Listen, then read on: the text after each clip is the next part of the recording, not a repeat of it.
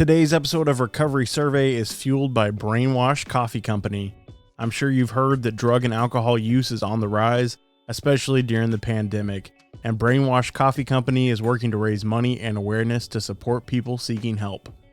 They donate 50% of their profits, and their mission is to give back to the amazing recovery community. Their why is bold and their coffee is fresh, so if you want to sip on an amazing brew that warms your mind, body, and soul, then visit brainwashcoffeeco.com and use promo code RECOVERYSURVEY at checkout to get $5 off your first order. Brainwash Coffee Company. Simple coffee for complicated people.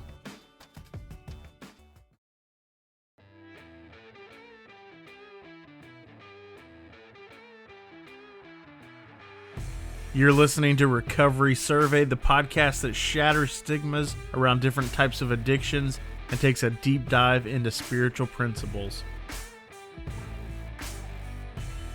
And to really take the time to heal, especially if they are doing the 12 steps. You know, it's not a race. It's definitely something you want to invest in yourself and to just stay connected. My guest today is named Gina Sacco. She is a co-host on the Instagram live show called Girls Talk Mondays, live on Monday nights at 7 p.m. Eastern. Recovery uncensored, unfiltered, and raw. Welcome to the show, Gina. I'm Gina, and I am an alcoholic. I have been sober I'm going on 9 months on the 20th. I guess what kind of brought me here to recovery was just, I was tired of feeling sick and tired, which was every day. I felt like my life was super chaotic. You know, they say the definition of insanity is doing the same thing over and over, expecting different results. And that's pretty much how my life was. One day I just woke up and decided that I was not ever going to drink again. And I haven't drank since then. I was very grateful to not have any cravings since that day. So really, it was me coming to a realization that I was ready to make a change in my life. So I believe my addiction started off when I was pretty young. I had an eating disorder, which, you know, they say a lot of addicts or alcoholics deal with food issues. And you know, as I got older, you know, alcohol was kind of a rite of passage in high school. So I drank in high school, and it really didn't start getting bad, like with the consequences, until I was in my 20s. Whenever I drank, something bad came from it, whether that be totaling a car, getting pulled over, you know, ruining relationships. I was definitely someone who self-sabotaged when I was drinking. Yeah, I can totally relate with that as well. And one of the things that I noticed pretty early on was that I didn't drink like other people drank. Like I always took it to the extreme, and I would assume that you were probably the same way. Oh, yeah. And it was weird because I would, you know, for example, my best friend's bachelorette party, I was like, oh, I'm going to be the DD. But of course, I get, you know, the sloppiest, and they're throwing me in a cab. This is a long time ago, before Ubers were a thing. But I'm being thrown into a cab and then can't pay for my cab because I buy $20 worth of postage stamps from the ATM instead of withdrawing cash. So stupid stuff like that, which I didn't even know was possible. Like I had no idea that was possible. I've never heard of that either. So you mentioned that you got sick and tired of being sick and tired. Was there any kind of like major event that led up to that moment of I need to stop? That was there like a rock bottom that made you want to stop, or that really pushed you over the edge of being sick and tired of being sick and tired? So I attend AA, and I told my sponsor, I don't really think I have a rock bottom. I kind of call them like pebbles of bottoms. I think it was just over time, so many things happening and just adding up that I was like, okay, drinking is the one thing that I haven't really changed. You know, everything else in my life things were, pretty good. And that was the one thing that I felt like was holding me back from like being the best possible version of myself. Like I was not able to evolve as a human if I continued to drink. There was nothing like bad that happened. I never went to rehab. I didn't get a DUI. So all the yets is what they call it. So it was just a lot of events over time accumulating just that were dragging me down. Yeah, I can kind of relate to that. I mean, I had a few of those, but there were definitely a lot of yets that I still had when I found recovery. I would be curious to know, because you mentioned that you have 9 months sober. I'd be curious to know what the journey has been like getting sober during COVID, and if when you found the rooms, I'm not sure what part of the country you're in, if in-person meetings were open, or if you have done the majority of your meetings virtually, and what that whole process has been like. Yeah. So, my journey with AA actually started with my mom. She has 5 years of sobriety. She just celebrated 5 years in February.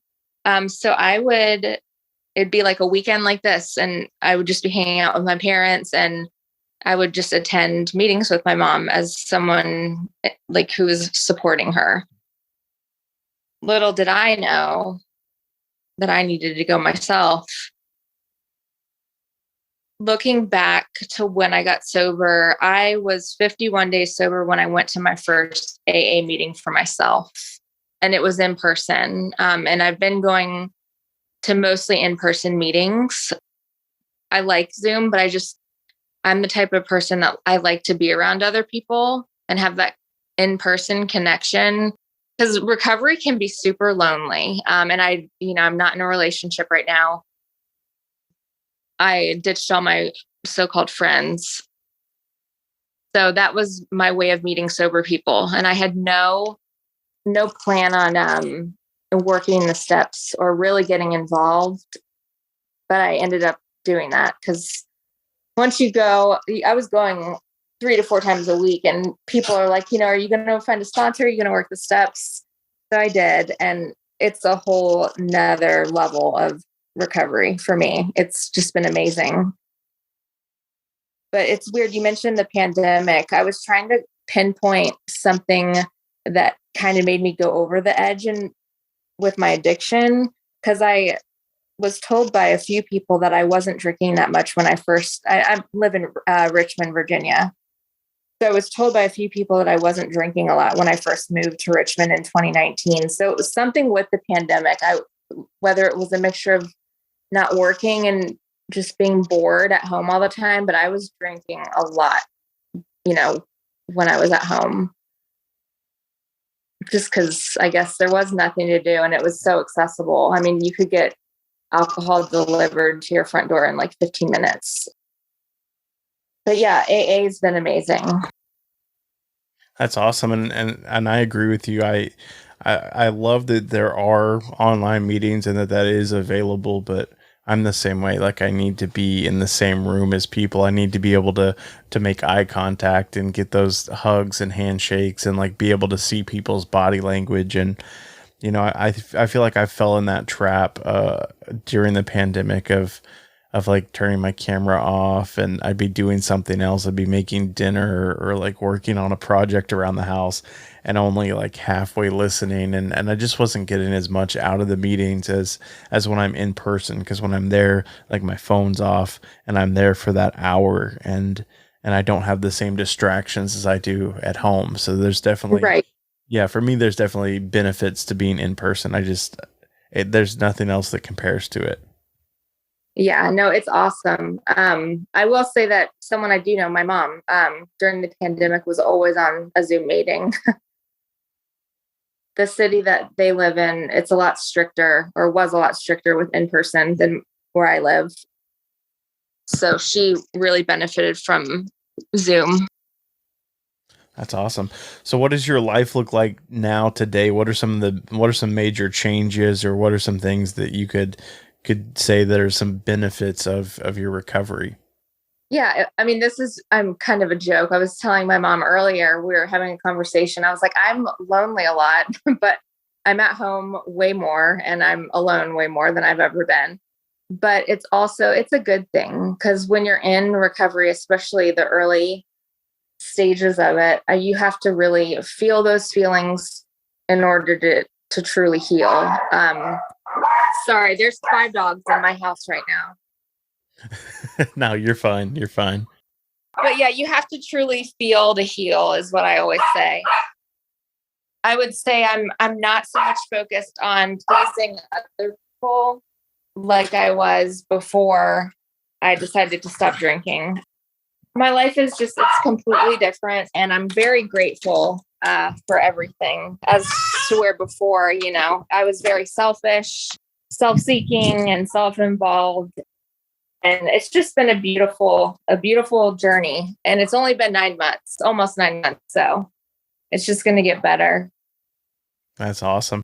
So what would be some advice that you would give to somebody that's new or that's thinking about recovery? Because I feel like a lot of the people that I have on my show have like multiple years and have been doing it forever.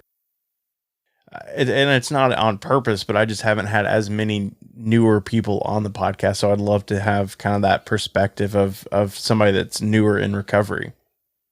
Yeah, for sure. I would say to try everything without listening to other people's opinions. What I've ran into, and it's unfortunate, is I have a lot of people I've met a lot of people that either are like totally against, AA or totally against this, way to recover. But really to just do what works for you without the opinions of anyone else. And to really take the time to heal, especially if they are doing the 12 steps. It's not a race. It's definitely something you want to invest in yourself and to just stay connected. It's very easy to isolate when you're in recovery, just like it is when you're actively in addiction. And I'm really good at being alone to a fault, but to just stay connected with people in the community, whether that's on like Instagram or in person, it's super important. Yeah, absolutely. So what are some short-term goals? What are some things that you're working on right now in your life that you're trying to, maybe some improvements you're trying to make, or something that you've thought of, because that's one of the benefits that we have in recovery is all of a sudden, now that we're not so focused on our addiction, we have the ability to now, find new things. I found hobbies like the podcast. I had no interest. I feel like I found this whole creative side of me since I got clean and sober, and so I'd be curious, like, what kind of things you're doing now.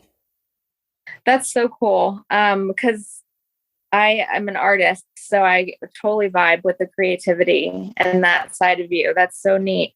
And I talk to so many people who are like, "Oh, I'm not creative at all," and I'm like, "That's impossible." Like, I feel like everyone has a creative side. You just have to tune into it. But I did just lose my job, which was a blessing in disguise because it was just a really bad situation with my boss. So I'm, looking for a job. But I also paint, which I've been doing for a few years now. I'm very grateful that my love for my art wasn't around my addiction, because I know a lot of artists who are in active addiction, who I just feel like that's why they do their art. But for me, I didn't lose that side of me when I stopped drinking. Also, I'm working with Danny a lot with the Sober app, Danny and Curtis, doing projects with them. Danny and we've talked about me just moving out to California, which would be a huge move because I'm literally across the country. I'm going to go out there and visit for sure. But yeah, like you said, all of these things that, you didn't even know about yourself and that were out there since you've joined the recovery community. I mean, I'm getting involved with different things almost daily because there's just so much. It's definitely a part of service. You're doing a big, huge, awesome thing, which is great. So I appreciate that. Yeah. So, what are you and Curtis and Danny? What are you guys working on? Because I know for the people that are listening to this episode, the episode that came out before this one is going to be Curtis and Danny sharing part of their story and how they got to where they are now with the app and kind of the backstory behind them meeting and coming up with the idea and how that whole thing kind of unfolded. So I'd love to hear more about your involvement with them and what you guys are working on. yeah, so Danny reached out to me and we became super close really quick. She's one of my closest friends, which is weird to think that one of my closest friends is from Instagram. It's really crazy. But we're always thinking of different things. I told her recently, yeah, I was picking up my 8-month chip and had mentioned to Danny that I feel like I need to get chips for like little things in sobriety, like not flipping out. I made a joke and we talk about it all the time now. My remote was broken and just needed the batteries or something replaced. But back when I was drinking, I would have flipped out over something little like that. So, we were like, I was saying how we need chips, almost like Girl Scout badges. So Danny and I have talked about, custom making chips and opening, I guess, when there's a store for the sober app, putting them in the store. So we've talked about that. We've just talked about so much. We're doing every Monday we do an Instagram live. It's called Girl Talk Mondays. Oh, I saw that. I didn't realize you were the other co-host. Nice. Yeah, that's me. It's just a really edited picture of me with long hair from the summer. Yeah, that's me. So we do that every Monday. We've had 2 so far, and it's at 7 p.m. Eastern time. We've gotten a lot of great feedback from it. It's supposed to be for women, but everyone's welcome. It's basically, we talk about more of addiction itself. There's such a stigma around it, but we talk a lot about dating and sex, just things that are taboo. We push the envelope a little bit. Nice. I love that. Yes. I love that. That's awesome. I love that you guys have made that connection and are continuing to work together and built that friendship. Like, I feel the same way. Like I do a live show on Thursday nights, and one of the other co-hosts, he's from California, and then the other lady is from Florida, and I feel like I've gotten so close to those two, and we live like 12 hours apart from each other, but we talk on the phone all the time, text all the time, like we're involved in each other's lives. So I totally get that. Like having that friend, that long distance friend that you met online. Like, I've never met either one of these people, and we spend so much time together every week, and it's just crazy how we can form those relationships. Especially, I feel like it's easier in recovery because we've all been through similar situations. We've all, it's almost, I had a guest on a few weeks ago that was talking about, we're prisoners of war, from the war on drugs. Like, we've all been through those same kind of things. Just like a combat veteran, like how they have that bond, like we have that bond being in recovery because we've been in those same kind of situations. No, that's a perfect way to look at it. And I've never thought about it like that, but it really is. It's so true. Yeah, and I think that's part of why this podcast I feel like it's so natural and easy to talk to people. Like, we've never spoken before, but I know just from the little bit that we've talked, like we've been through some of the same stuff. Like we understand each other. And I think that's part of what makes it so easy to have these conversations, is just that just those commonalities of addiction and the situations that we've been through. Yeah, that's the one thing I love about AA. It's like I can go into this room of strangers sometimes, for my regular meetings. I know these people, I've gotten to know them, but it's so, how freeing is it to be able to go into a room full of strangers and just share your deepest, darkest secrets and not be judged? It's the same thing. It's really cool. Yeah, I'm kind of going through a similar process right now. My wife and I just moved, and so I've been at the same home group for the last 10 years, and the home group's not really far away, but now it's like probably a good 45-minute drive from our house. And then there's a meeting that's like a mile and a half away. And I keep going back to my home group, and I'm like, I need to step out of my comfort zone and go to this other group that's, right down the street. I know a handful of the people that go to that meeting, but I'm in that same place of like, but I'm so comfortable with that group of people, and I'm not ready to do it all over again and like form new relationships and form those bonds.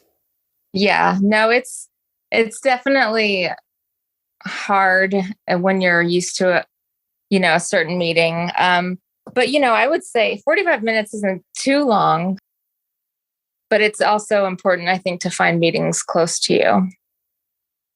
But that's exciting. Where did you guys move? So I'm in the Dallas area. So we were about 20 minutes east of Dallas, and now we're Mm-hmm. about an hour east of Dallas. So we moved kind of more out into the country a little bit. Nice. Yeah, we discussed it, and we wanted to. We were kind of tired of the hustle and bustle and busyness of where we were, and the real estate prices were a little bit cheaper out here in the country too. So we were able to get a bigger place than what we would have been able to purchase closer to the city, and we just wanted something a little more quiet and peaceful. So now we're a little further out in the country, but we really like it. That's awesome. One of my sisters just moved to Austin. Oh, nice. Yeah, with her family. There's a lot of people moving to Texas right now. So you mentioned that you're doing the Instagram live with Danny. Are there any other projects that you're working on? Anything that you have coming up? We just do the Instagram live every Monday at 7. But other than that, I'm a very last minute person. It's a blessing and a curse, I think. It's good and bad. So I feel like a lot of our stuff sometimes is last minute, but it's been our best stuff. So you just have to stay tuned. That's awesome. And so as far as that show goes, because I haven't tuned in, I'll be honest, I haven't tuned in either of the weeks that you guys have done it yet, but I've seen some of the posts about it. So is it just the two of you, or are you guys doing interviews with guests, or what's kind of the format of that show? It's super laid back. So it starts off with just us two, and then I think it allows up to 4 people to join or host at the same time. So like this past Monday, Mandy and someone else joined. So it's really whoever just wants to join. And I don't know if you know Brooke, she's a nutritionist. She joined in on our first one. So really, like I said, it's pretty laid back. Whoever wants to join can join. But we try to keep it relatable, which is, I know it's super important, just because we want, people not just in recovery to watch, but people who might be curious about, getting sober. I love that, because that's kind of the mindset that I've had, is like, how can I change my show up a little bit to try to attract people that aren't necessarily in the recovery community? Because I feel like it's easy to find people in the recovery community and be like, hey, I have a recovery podcast, but I still struggle to find those ways of like, how do I reach people that might be curious that, what is this recovery thing about? Or, I still struggle to find, like, how do I reach the people that haven't already found recovery? No, it's great. I love what you do. This is my first podcast that I've done, so I'm very excited. Nice. Yes. Thank you for coming on my show. I really do appreciate it, and being your first podcast. That's exciting. Yes. Definitely exciting. It is. I'm so. Awesome. Well, we're getting kind of towards the end of the time, so if you wouldn't mind maybe sharing with the listeners, if they're interested in the Facebook, or I'm sorry, not Facebook, the Instagram lives, or anything else, how can they find you? What's your Instagram handle? Do you have any other social medias that you'd like to promote? My Instagram handle, I'll spell it. It's SASSNSARCASMIC. Sass and Sarcasmic. And I didn't change my social media. It's funny. Everyone I talk to, they're like, yeah, I made a new social media when I got sober. And I'm like, mine's the same. Like you can see there's a very clear line from when I was drinking and when I stopped. Like you can just tell. But so it's either going to be from my Instagram or Danny's. We flip flop. And then all my other social media you can just find from my Instagram. There's a lot. So it would take 5 minutes to list it. And so then are those lives also going to be on the Sober app as well? Yeah, so they eventually will start, they'll be coming from the Sober app. But okay. For now, we're going to stick to Instagram. Nice. That's awesome. Yeah. Very cool. Yeah, I'm the same way. I don't really advertise my personal Instagram account because it's really boring. I usually just push the show account, but I'm the same way. Like if you scroll far enough down, there's probably, I know there are definitely some pictures of me when I'm drunk or high, and yeah, there's all kinds of stuff on there. I didn't start a new account either. I want people to see like, hey, this is how it was. So this is real life. Exactly. Recover out loud. I can't tell you. There's probably been at least half a dozen people that I used to use with or used to work with or have made some kind of connection, and they've seen that transformation on social media, and I'll just randomly get messages. I got a message a couple of weeks ago from a guy that I haven't talked to in years, and he's like, "Hey man, I'm struggling. What do I do?" I'm like, "Yes, I love this. Thank you for reaching out, man." Like, yes, that's my favorite. It's so another awesome. one. Exactly. I love it. And that's why, I feel like in the beginning of my recovery, I was kind of nervous to share it on social media. I wasn't sure if the whole thing was going to like pan out or whatever. And now today it's like, I feel like that's exclusively what is on my social media pages, is pretty much exclusively recovery content or my wife tagging me in pictures of our baby. Oh, that's awesome. Awesome. Well, Gina, I really do appreciate you coming on the show today. It was awesome having you on, and I'm so excited to tune into your live show on Monday nights. I'm definitely gonna have to add that to my list of different shows. Man, there are so many podcasts and live shows and stuff that are recovery related. I feel like my list just keeps growing, and then I connect with people on like the Sober app, and then the list just keeps getting longer and longer and longer.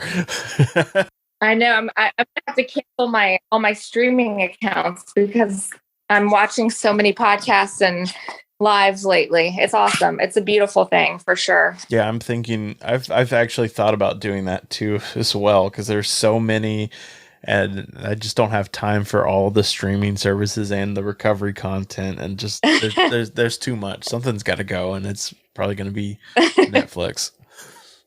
Whoever increases their price next. I heard that Netflix is going up, so they're out of here. They're getting the boot. Awesome. Gina, thank you so much for coming on the show today. I'm so glad that we were able to connect on the Sober app. I love what you and Danny are doing with the Instagram lives and just everything that you guys are doing for the sober community. So thank you for doing what you do. You've been listening to Recovery Survey. If you got anything out of today's episode, I'd ask you to please leave us a 5-star review and share this episode with a friend. If you'd like to get in contact with us, you can find us at recoverysurvey.com. You can listen to all of our episodes on the website, as well as connect with us on social media, where you can get previews for upcoming episodes.